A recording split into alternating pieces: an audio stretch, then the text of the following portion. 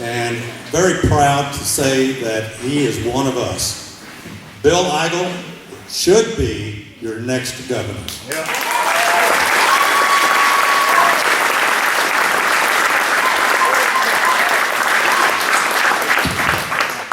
Let's go Missouri. You know, I tell you what, guys, I don't know if you're like me, but if you are, you're disappointed in Republicans. And when I say Republicans, I'm talking about the elected ones down there in Jefferson City, right?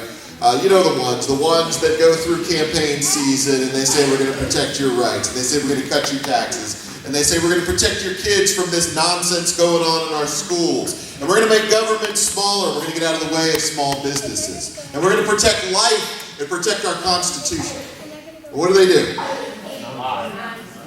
They go down to Jefferson City, they become something else. They become something that they didn't promise they would be. And as a result, I've been traveling all over this state for the past 18 months, meeting folks just like you in our urban areas, in our rural communities, in our suburban areas, and they all say the same thing. And that is that they're disappointed in Republicans, frustrated with Republicans, angry at Republicans. Yes, sir. Not Democrats, because Democrats aren't lying about who they are, but Republicans. And I want you to know that if you're tired of this nonsense from these do-nothing, go-along-to-get-along Republicans, and you're angry about it, I want you to know, first of all, you are not alone. There are millions of Missourians all over this state that are sick and tired of the train wreck and lack of leadership that we're seeing down in Jefferson City. Legislative session after legislative session. And you're not alone, and this is the year, this one right now, that we're going to deliver what I describe as a reckoning to that town down in Jefferson City.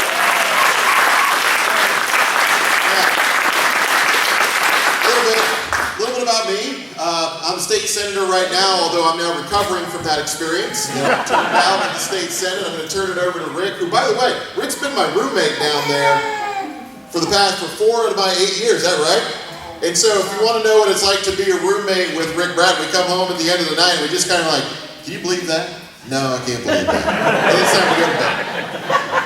But he's been one of the fighters down there. But before I was in politics, I served in the Air Force. I'm an Air Force veteran. I was assigned to Whiteman Air Force Base, served 8 years in the military. My wife, Amanda, who when you meet Amanda, you're going to like her even much better than me. You're going to wonder why she's not running for office. But she was also, somebody clapped for that, I think, I know. Exactly. She was also an Air Force veteran. She served 6 years in the United States Air Force as an aircraft maintenance officer. Actually, fun fact about us, at one time or another, every single B-2 stealth bomber in the inventory was managed for maintenance, either by Amanda or myself. So, fun fact. So my father was an Air Force veteran. He flew airplanes. He was a pilot back in Vietnam. My brother is an Air Force veteran. He's an engineer. I have an uncle and 2 cousins who are Air Force veterans. I have another uncle and 2 more cousins who are United States Army veterans. I have a grandfather who was a United States Army veteran. He was a cook back in World War II. I have a young nephew who's stationed in Okinawa right now and serving as a young lieutenant in the United States Marine Corps. There you go, Rick. And then just a few weeks ago, my only son graduated basic training for the United States Navy. I tell you what, that young man, he got me a shirt that said, Navy Dad.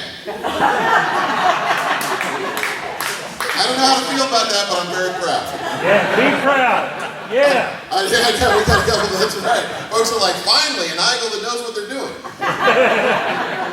And I've been married 23 years, and I got involved in politics, maybe for the same reason that you did, which is because of all that's wrong with politics. Nobody gets involved in politics because of what is right in politics. Nobody's calling me just to say, man, you politicians in Jefferson City are doing a great job. Keep at it.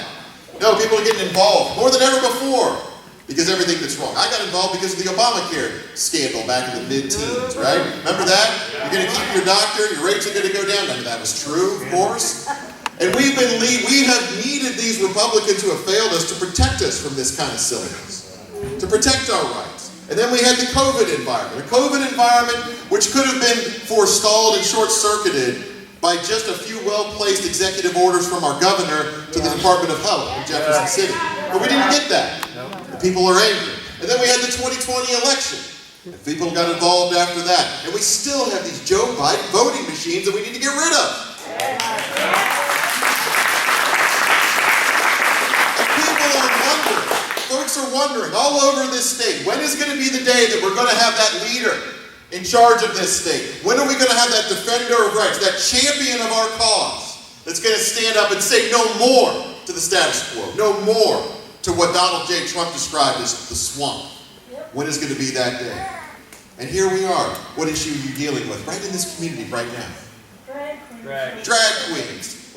How many of you already know that it's against the law, it's against state law to expose children to sexualized material? Yes, sir. It's already against the law, folks. Where are our defenders? What is our governor doing? You want to know what I'm going to do as the governor of this state? The next time we have a drag queen show that lets kids in, I'm sending in the highway patrol. We're arresting everybody.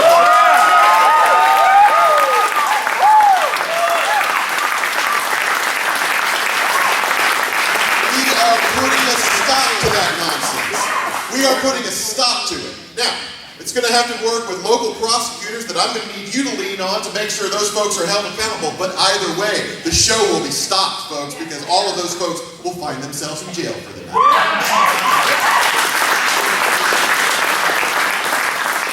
Now, what about some of the other issues that we worked on that we didn't get over the finish line down there in Jefferson City? I have this crazy idea.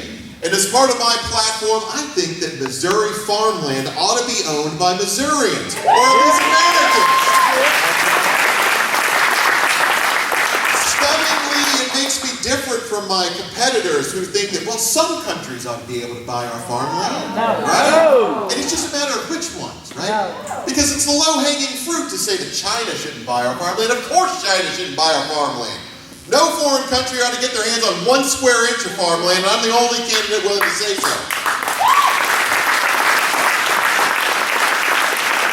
But even more than that, thanks to one of the votes of one of my competitors back in 2013, we've already lost over 100,000 acres of Missouri farmland. We've already had the Chinese come and buy out one of our biggest food producers in northwest Missouri. So I also happen to be the only one that not only are we not going to let them take any more, we're getting every square inch of what we lost back.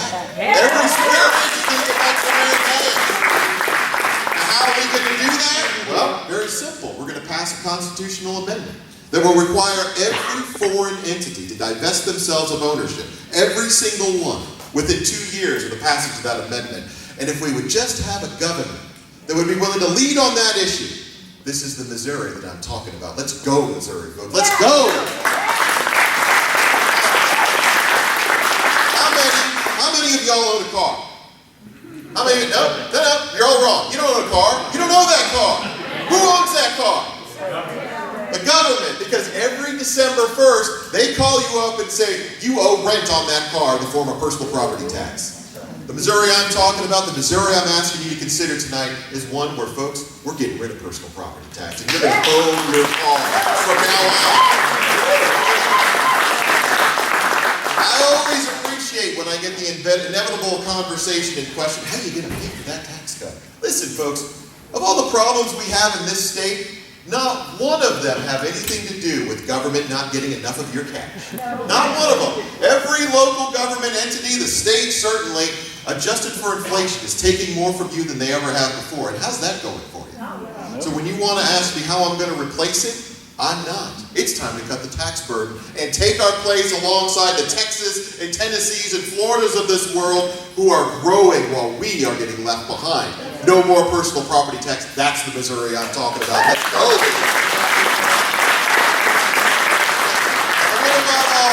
What about all this junk that's coming into our schools? Teaching kids that we should hate one another based on the color of our skin. Teaching kids that we should judge one another by the color of our skin. Teaching kids that they can change themselves.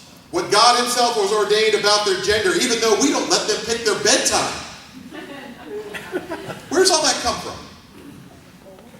Where are all these mandates coming from, trying to teach our children this stuff? It's higher than that. Where's it come? Where's Desi get it? Someone in the back hit it. The Federal Department of Education, who sends mandates and money down to Missouri and get our Jefferson City politicians addicted to that money, who then turn it around and send it to the local districts on the requirement that they mandate teaching all of this nonsense to our kids instead of reading, writing, and arithmetic. Yep. Under an Eigel administration, hear me now, we are stopping all of that federal money that we are getting out of mandates of this craziness we're going to cover our kids.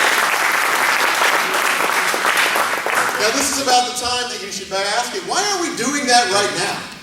Right? Everything that I've laid out can be done and led by a Republican governor. Let me say that again.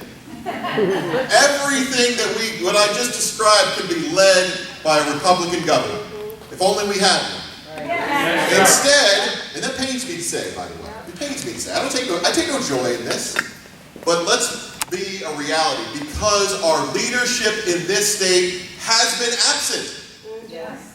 By January 1st of this coming year, we could be living in a state that has abortion till birth enshrined in our Constitution, that has Medicaid expansion under Obamacare enshrined in our state, that has the state budget which has doubled just over the past year, which has an expansion of gambling, an expansion of marijuana laws, and Democrats celebrating in the streets because weak Republicans have let you down. So I say, it's time for a reckoning. Yes. And it's time that this is going to be the year that we're going to start taking back our state based upon our ideas of what makes a better republic.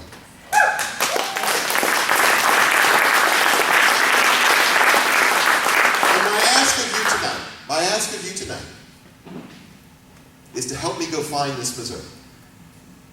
You know, this is the Missouri that our voters, the people of the state, show up every 2 years on the first Tuesday in November and demand of its leaders. We ask for it every 2 years and we never get it. And every year, Missouri falls a little bit further behind. My daughter just graduated high school this week. I wanted to find an opportunity here in Missouri. I wanted to raise a family here in Missouri. I want my grandchildren, Lord willing, to be safe and secure in their person and properties in this state. And I want Ron DeSantis and Greg Abbott and all those other conservative governors to turn on their TVs one day and say to themselves, how could we be more like the show business? That's the Missouri that I'm talking about. So, I'll wrap it up because I'm no longer a senator and I don't have to filibuster.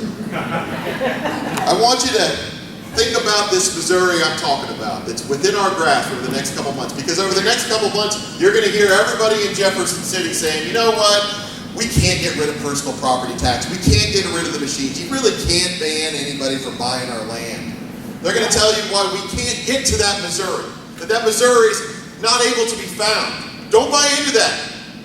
Can't, never could. Anyone that tells you, beware the politician that says we can't do something. They're just parroting the status quo of Jefferson City. They've given up on this idea that there is a better Missouri out there worth finding, that deserves your vote, that deserves your work. And when they tell you that you're better off not doing anything and staying home because you can't beat the swamp, don't be afraid. Don't be afraid. One of my favorite passages in the Bible, Joshua chapter 1, verse 9. Have I not commanded you? Be bold and courageous. Do not be dismayed. Do not be afraid. For the Lord your God is with you wherever you shall go. Let's go, Missouri. All